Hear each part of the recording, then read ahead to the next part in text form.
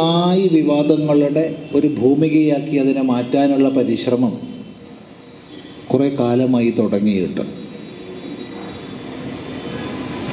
അതിലുപരിയായി ശബരിമലയെയും അതുപോലെ അയ്യപ്പ ഭക്തന്മാരെയും ഹൈന്ദവ സമാജത്തെയും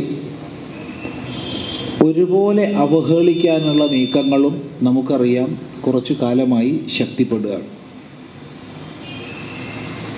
പുതിയ പുതിയ വിഷയങ്ങൾ വന്നുകൊണ്ടിരിക്കുന്നു.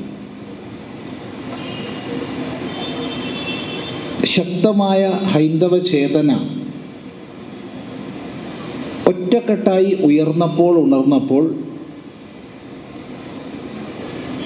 ആര് അപ്രകാരം അവഹേളനത്തിന് നേർക്ക് തന്നെ തയ്യാറായോ അതിൽ നിന്ന് പിൻവലിയുന്ന കാഴ്ചകളും നമ്മൾ കണ്ടു.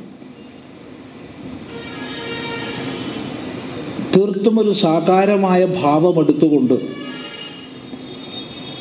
ഹിന്ദു സമാജം, വിശേഷിച്ച് പറയട്ടെ കേരളത്തിലെ അമ്മമാര്, നാമജപങ്ങളോടുകൂടെ ഭജന കീർത്തനങ്ങളോടുകൂടെ ഇതുവരെ കേരളം കാണാത്ത വിധം തെരുവിലേക്ക് ഇറങ്ങിയപ്പോൾ അതുണ്ടാക്കി തീർത്ത ആ തരംഗം, ആ ശക്തി, ആ ചൈതന്യം എത്രമാത്രമെന്ന് നേരിട്ട് തിരിച്ചറിഞ്ഞതിൻ്റെ ഫലമായിട്ട് ബാഹ്യമായിട്ടെങ്കിലും കുറേ മാറ്റങ്ങൾ വരുത്താൻ നമുക്ക് പ്രത്യക്ഷമായി അറിയാം. പലരും തയ്യാറായി. എന്നാൽ ആ മാറ്റങ്ങളെക്കുറിച്ച് നമ്മൾ ബാഹ്യം എന്ന് പറയാൻ കാരണം കിട്ടുന്ന സന്ദർഭങ്ങളിലൊക്കെ വീണ്ടും വീണ്ടും ഉള്ളിലൂടെ ഹൈന്ദവ ചേതനയെ അപമാനിക്കാനുള്ള പരിശ്രമങ്ങളും നടത്തിക്കൊണ്ടിരിക്കുകയാണ്. എപ്പോഴാണോ നമ്മുടെ സാമാജികമായ ജാഗ്രത, ആ ജാഗ്രതയോടുകൂടിയ ഏകത, അതിൽ ന്യൂനത വരുത്താൻ സാധിക്കുന്നത്, തീർത്തും വിപരീതമായ ഭാവത്തിലേക്ക് നീങ്ങും എന്നുള്ളതിൽ ഒരു സന്ദേഹവുമില്ല.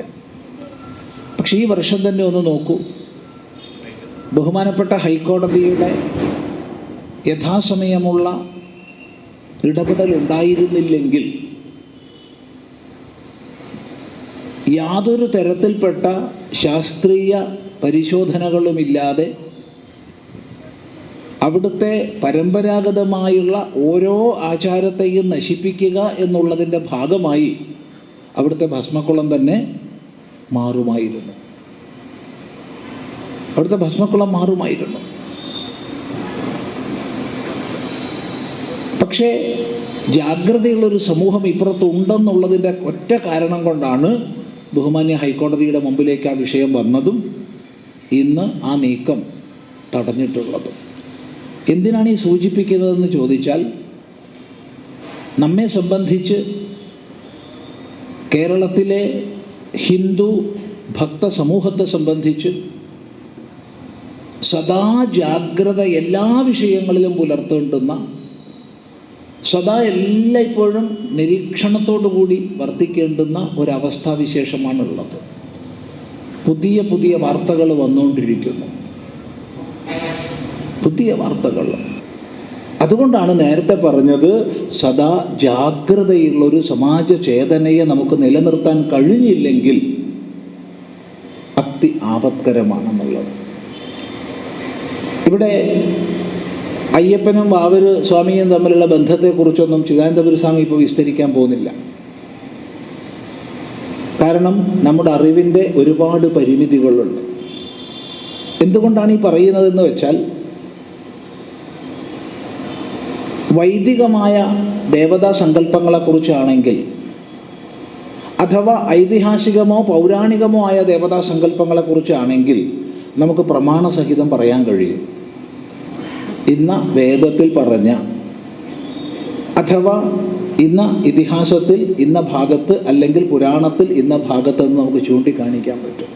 എന്നാൽ ഭാരതത്തിലുടനീളം വൈദികമായ സമ്പ്രദായത്തിന് അനുസൃതമായി, വിവിധങ്ങളായ മന്ത്രതന്ത്ര വിധാനങ്ങൾക്ക് അനുസൃതമായി ഗുരുപദേശക്രമത്തിലും മറ്റും പിന്തുടർന്നു പോരുന്ന ഒട്ടനവധി ദേവതാ സങ്കല്പങ്ങളുണ്ട്.